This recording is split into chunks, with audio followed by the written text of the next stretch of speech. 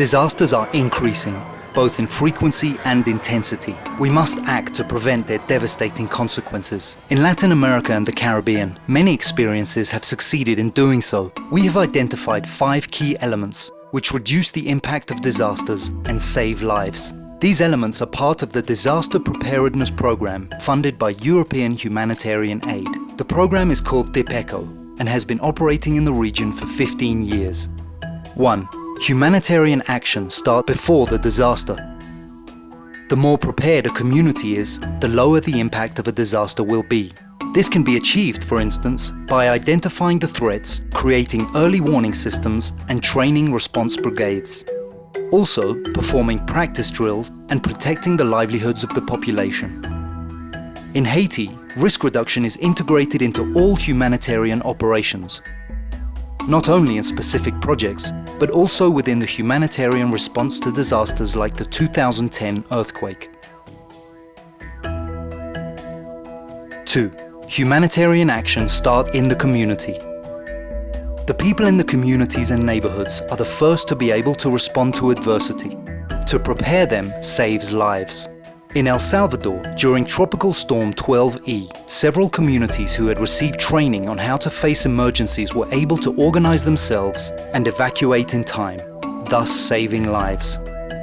De no haber estado preparados como lo estábamos, el caos hubiera reinado dentro de nuestra comunidad, ya que la tormenta fue algo sumamente grande. Se generó la evacuación, todo fue fácil en el sentido de que ya todos estábamos listos para poderlo hacer. 3. All families have the right to live in safe zones, and it is the authorities' responsibility to guarantee this.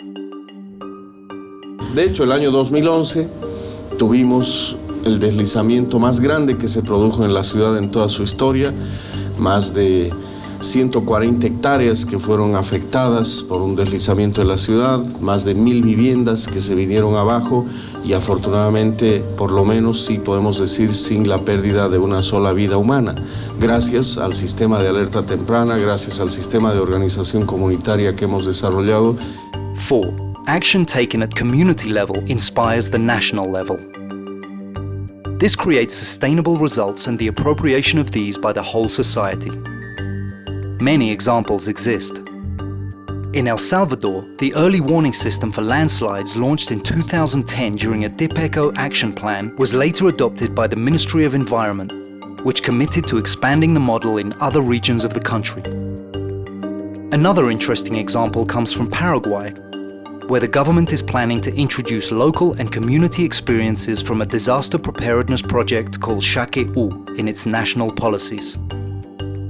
Ha sido escogida justamente por eso, por la posibilidad que va a ofrecer como plan piloto de que podamos, partiendo desde este punto, a diseñar nuevas políticas, a diseñar nuevas maneras de dar respuesta con y para la comunidad.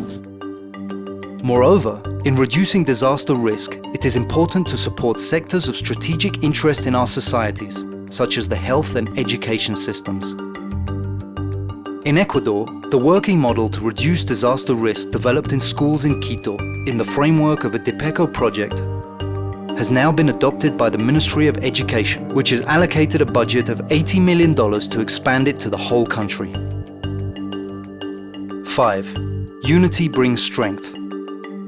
Let's watch an example in Nicaragua. In order to reduce the risk in the event of an earthquake, the Nicaraguan Red Cross joined up with the Institute of Housing, the Ministry of Transportation, and private companies to train and raise awareness among the population about the importance of quality building standards. Another example comes from Dominican Republic, where organizations working on DIPECHO projects run a forum for risk management. Currently, this forum is consulted by the government on prevention and risk management, thus allowing the participation of civil society and giving them a voice. These key elements take us to a final result: communities and authorities better prepared to face disasters. The challenges ahead are many. New trends and humanitarian realities in Latin America and the Caribbean, and increasingly urban contexts, must be part of our risk analysis. Both humanitarian action and development actors should fully incorporate disaster risk reduction in their programs, taking into account the lessons learned in the past.